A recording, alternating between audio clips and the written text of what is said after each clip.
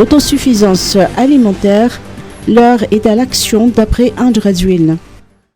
Après l'inauguration du nouveau système d'irrigation au sud-ouest du lac Aloche, PC23, le chef de l'État a présidé aujourd'hui à l'inauguration du laboratoire de diagnostic et d'identification des bioagresseurs des cultures, ainsi que des serres d'expérimentation et de production du Centre national de recherche appliquée au développement rural, FOFIFA, à Ambatobé. Plus que jamais déterminé dans ses ambitions d'avancer vers l'autosuffisance alimentaire du pays, le président de la République a annoncé la tenue d'une conférence nationale avant la fête nationale du 26 juin qui servira à définir un plan d'action efficace. Écoutons les propos du chef de l'État.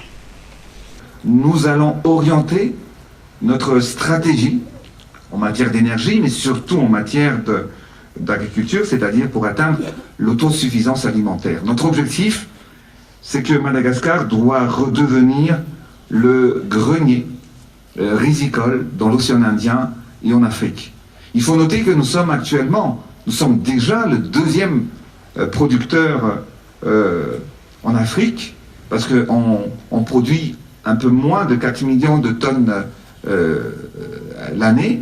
Mais notre objectif, c'est d'augmenter 100 000 hectares supplémentaires afin d'atteindre les 100 000 hectares, afin que Madagascar n'importe plus du riz. Et je suis convaincu que nous pouvons atteindre cet objectif et que Madagascar va redevenir le grenier risicole dans l'océan Indien et que nous allons exporter du riz dans quelques années. J'en suis convaincu, je suis persuadé, et que nous souhaitons avoir et mettre en place ce plan national avant le 26 juin qui marque le retour de l'indépendance et qui marquera l'indépendance alimentaire aussi également de Madagascar.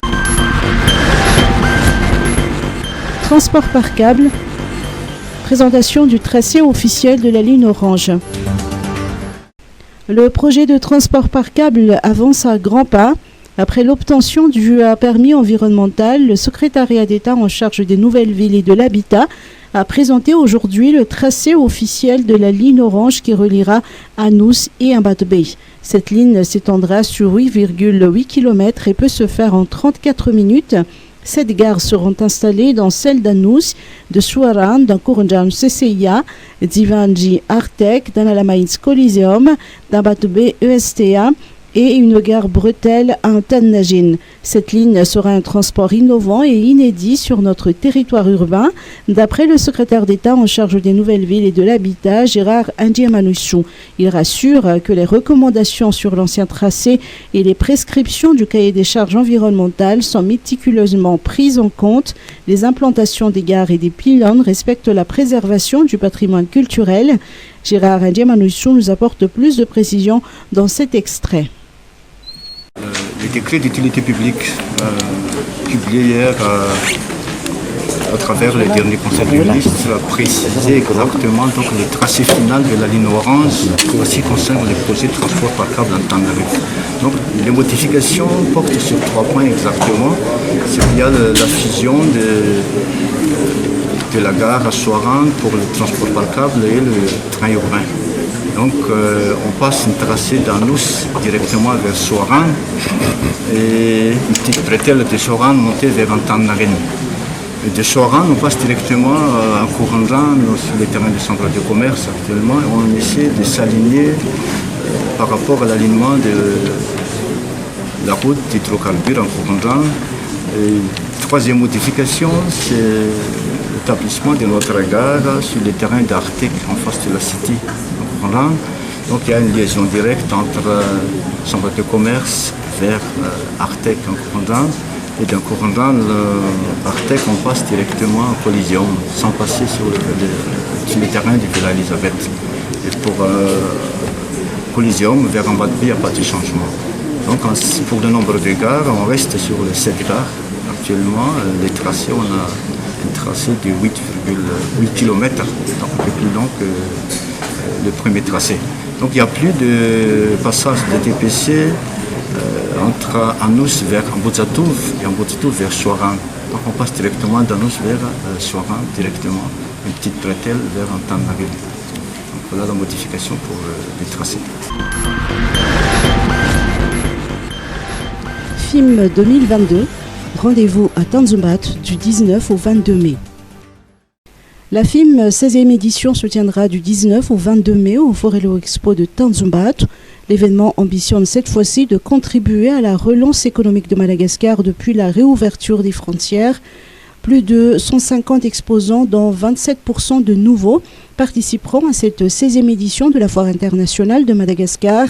Selon le directeur général de l'agence Première Ligne, Nicolas Martin, de nombreux intervenants animeront des conférences et des ateliers thématiques. Il y aura des changements par rapport à l'année dernière, puisque on a 27% d'exposants nouveaux qui seront présents et certains qui n'avaient encore jamais participé à la FIM, comme la société Carenz, qui nous fait l'honneur de venir pour la première fois de son histoire et qui vient en force parce qu'elle va présenter toute sa gamme et la Papa Mobile. Voilà. Donc on a comme ça des nouveautés, et puis je crois que cette année, chaque société aussi arrive avec, alors on en a parlé tout à l'heure, avec un peu d'humour, son lot de surprises. J'ai entendu beaucoup de choses se dire sur, alors si je dévoile, c'est plus une surprise, mais tombola, des cadeaux, des rabais, des remises, qui seront à mon avis un grand plus pour le grand public. Plus de 20 000 visiteurs sont attendus pour ces 4 jours de la FIM. Outre les remises exceptionnelles qui font la particularité de la FIM, des jeux et tombola seront organisés avec de nombreux lots à la clé. Éliminatoire de la CAN 2023, Nicolas Dupuis convoque 27 joueurs. Le sélectionneur Nicolas Dupuis a convoqué 27 joueurs pour les 2 premiers matchs des Barrières de Madagascar, comptant pour les éliminatoires de la CAN 2023. Cette liste n'est pas encore définitive selon le directeur technique de la Fédération malgache de football qui a assisté cet après-midi à la présentation des joueurs. L'on notera l'arrivée de nouveaux éléments comme Rémi Vita et le retour de certains joueurs comme Jérôme Mombris, Thomas Fontaine, Carolus Andiamaïtsunour et Abel Anissi Adjanatenain.